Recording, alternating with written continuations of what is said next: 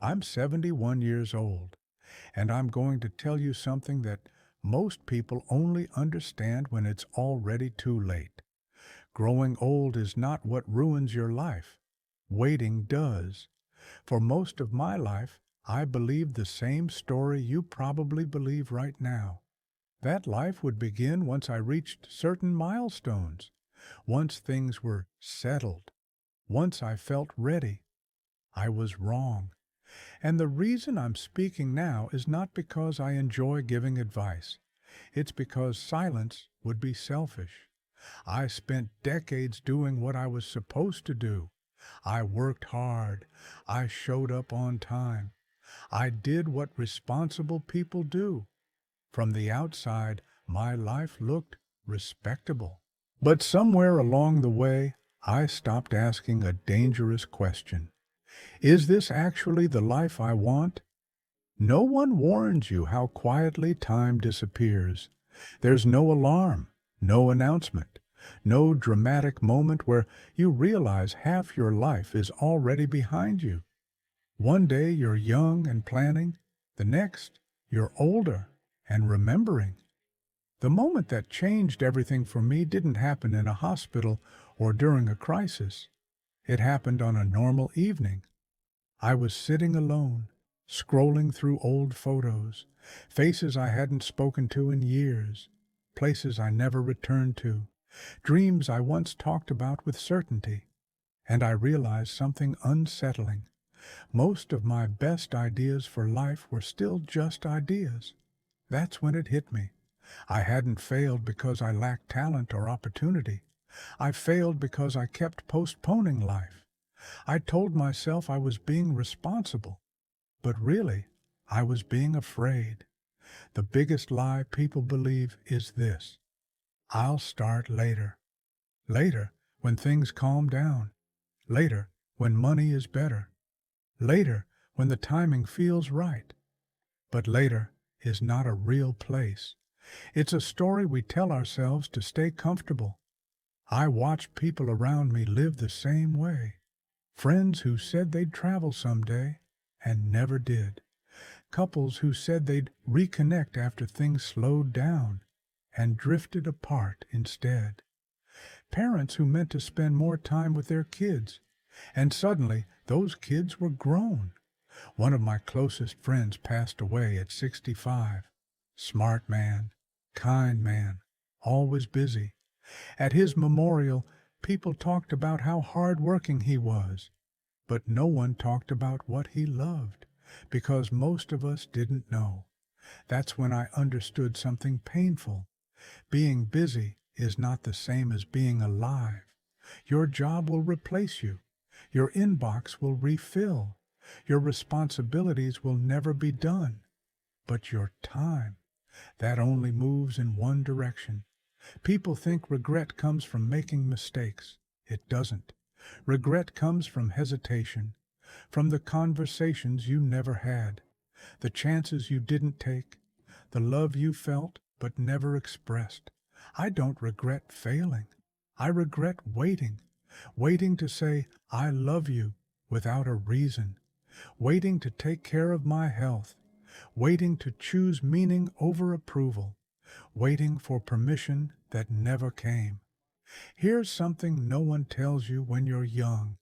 Achievement feels incredible, briefly, then it fades. You reach a goal, feel proud for a moment, and then your mind looks for the next thing. That's how the trap works. You keep chasing milestones, thinking the next one will finally make you feel whole. It won't, because fulfillment doesn't come from reaching the top. It comes from knowing you climbed the right mountain. I learned this late, but not too late. I started simplifying. I stopped saying yes to things that drained me. I started choosing presence over prestige. I repaired relationships instead of collecting accomplishments. I spent more time listening than explaining. I learned to sit with silence without feeling guilty. And something surprising happened. Life became quieter, but richer. Happiness didn't arrive as fireworks. It arrived as peace, as laughter without checking the time, as mornings without dread, as evenings where I felt complete, not exhausted. If you think you'll suddenly become brave someday, you won't. Bravery is a decision, not a feeling. If you think you'll have more time later, you won't. You'll only have different responsibilities. And if you think the people you love will always be there, they won't. Nothing makes you value a conversation more than realizing it could be the last. So let me ask you something, honestly. If your life stayed exactly the same for the next 10 years, would you be okay with that? Not impressed, not admired, but at peace. If the answer is no, then the problem isn't time. It's priorities.